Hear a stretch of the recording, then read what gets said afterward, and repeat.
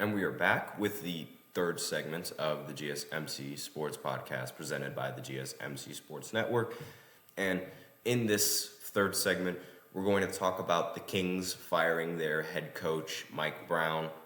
And we're going to dive right into this third segment really quick. So, as we know, Mike Brown, he's been the coach for the Kings for a while now, and he is the one responsible for lifting the Kings out of mediocrity, so to speak. And he became the first head coach in a while to actually lead the Sacramento Kings to a playoff game. The first playoff game that they've had since like 2005, 2004, around that time. So they've had a long drought of playoff success. And this is the first coach that they end up making it to the playoffs with. And they ended up pulling the plug on him, and they decided to part ways with him for whatever reason. In my opinion, he's just a scapegoat for all of the problems that the Kings have on the roster. And I did not expect the Kings to go to a move this drastic as firing their head coach, a coach that brought them to the playoffs. Like, I don't agree with this firing whatsoever. Like, I think the Kings, they have way more problems in their roster than they want to believe, and the coach, firing the coach, was the only thing that they sort of saw fit, and like to give someone the blame, aside from giving their GM the blame for even trading for DeMar DeRozan. Like, think of it this way: DeMar has gotten 2 head coaches fired, and both of those head coaches won Coach of the Year. Like, he got the Toronto Raptors head coach. He got him fired, and indirectly, of course, like he didn't like purposely want this head coach to get fired. And again, here with the Kings, like the situation with the Raptors was that they were never able to pass LeBron. They ended up getting the best record in the Eastern Conference back in 2018, and after they ended up getting swept by LeBron again, because of course LeBron is just that good. The head coach for the Raptors ends up getting fired. Now, DeRozan played absolutely atrocious in that series, and he's been terrible in playoff games in general. And ultimately, the Raptors, they ended up firing the coach, and they ended up getting rid of DeMar DeRozan. Lo and behold, without DeMar, the Raptors end up winning the first championship in their franchise's history. And here we are again, where the Kings, they ended up making it to the playoffs. They get DeMar DeRozan. DeMar DeRozan doesn't play as well as he should, and ultimately ends up getting this coach fired. Now, there was a new report that recently came out about the Kings, saying that Mike Brown asked DeMar DeRozan to come off the bench before he ended up getting fired. So maybe that was the reason why he ended up getting fired, and the GMs just didn't, and the owner just didn't like that idea. I was contemplating maybe putting DeMar DeRozan on the bench and making him come off the bench would be a much better option for the Kings, as opposed to having him start alongside with Sabonis and De'Aaron Fox. Like, I thought maybe that would have been a much better option for the team, and for the team to be able to win games, as opposed to having DeMar start with De'Aaron Fox as well as Sabonis and having them share the court a hefty amount of minutes. And this is also the first time in a while that the Kings have lost consecutive games to the Lakers. Sabonis, before this season, never lost to Anthony Davis. And now with J.J. Redick as the coach, and with the rest of this Lakers team, the Kings have lost to the Lakers, I believe, in 4 different matchups, and the Lakers completely sweep them in those matchups. And again, I think this problem ultimately comes down to the roster management and signing DeMar DeRozan.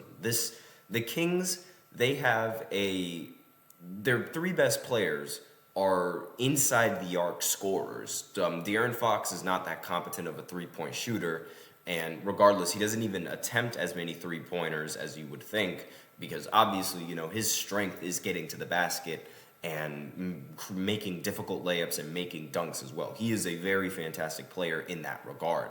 Sabonis, he is also an inside the arc scorer. He's more of a post player. He gets in the mid-range area and he converts his shots that way. And we all know DeMar is far from a three-point shooter, despite his increase in three-point attempts. His dominant area is in the mid-range game. Having those three players in the starting lineup, being your best players, is not a formula for winning basketball anymore. Like, you have to have three-point shooters. And on top of that, to make matters worse, those three players are not solid defenders. Like, if you don't have competent players on your roster that can shoot the three and play defense, you're not going to be able to win many basketball games. And that's the problem that the Kings have sort of gotten themselves into when they signed DeMar DeRozan. Like, having DeMar in the starting lineup with those two players is a recipe for disaster because, again, none of those players can defend. On top of that, the Kings have also lost the most close single-digit games, and an area of the game that DeMar DeRozan was recently getting praised for was the fact that he was a closer. When he was on Chicago, he ended up hitting multiple game-winning shots and also propelled the Chicago Bulls to winning several close games. That aspect of his game has gotten weaker, and it makes complete sense because this team lacks spacing. Like, I think putting in Malik Monk in the starting lineup and having DeMar come off the bench would have been the better option. But again, DeMar DeRozan coming off the bench is something that is like almost unheard of in basketball because while he doesn't shoot the three, he is a very, very talented shooter inside the arc, and he's a very talented scorer.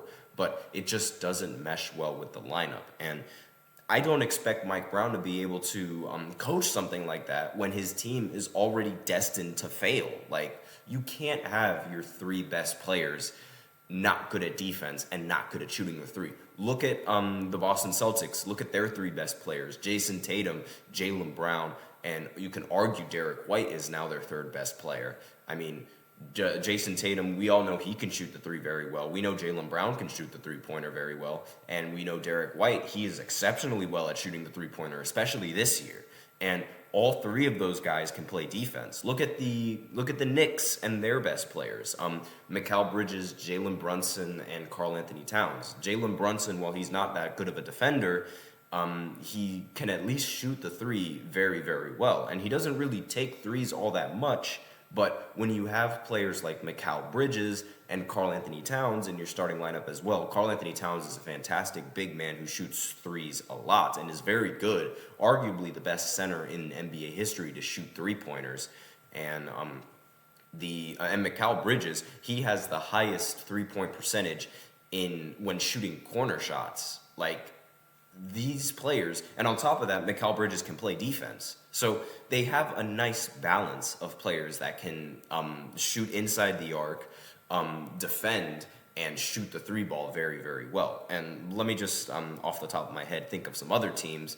The Oklahoma City Thunder. While Shai Gilgeous-Alexander is a very, very competent mid-range scorer, he can play defense. And he's upping the three-point counter, like the amount of threes that he takes per game as well. On top of that, he's surrounded by a roster that knows how to shoot the three-pointer very well.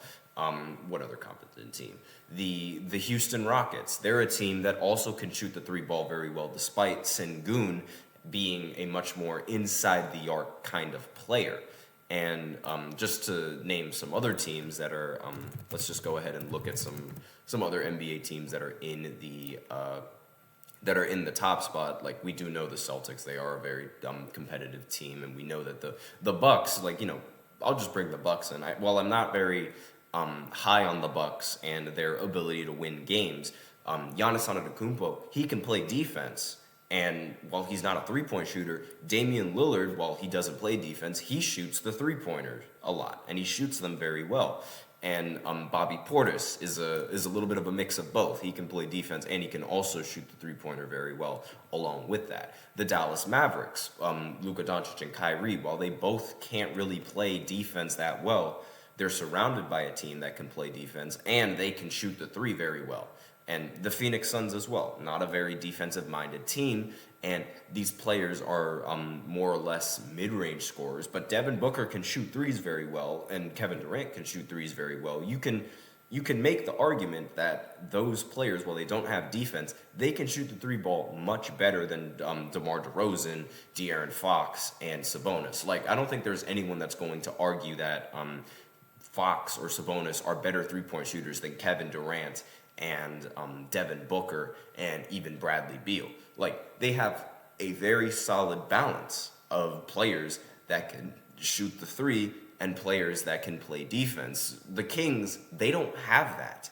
It's more or less like the same, just offensive, inside the arc minded players that can't defend.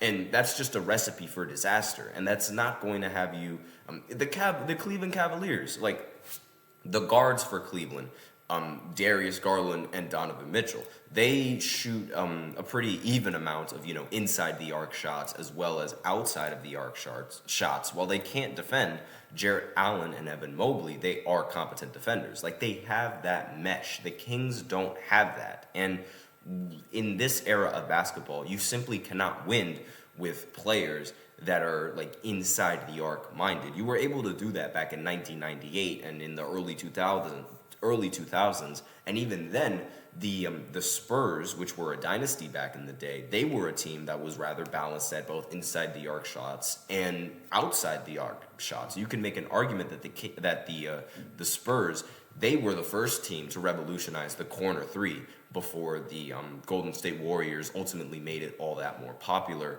and Houston proving that it is an offense that's destined to succeed.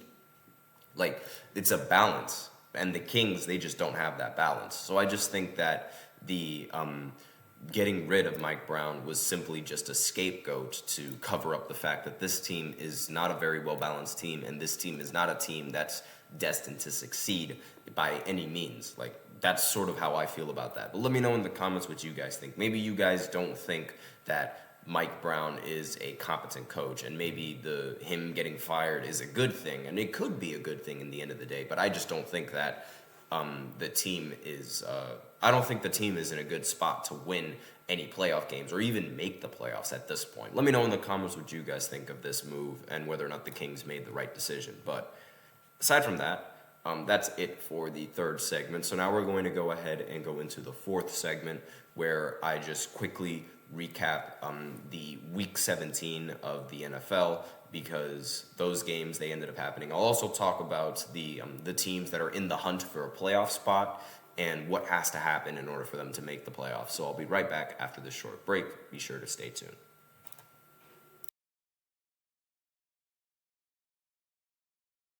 For the best and latest podcasts available anywhere, go to the podcast app on your cell phone and type in GSMC to access free content-rich podcasts on health and wellness, book reviews, sports, entertainment, relationships, social media, movies, technology, finance, and even weird news. Subscribe and download the GSMC Podcast Network's family of shows, available everywhere podcasts are found.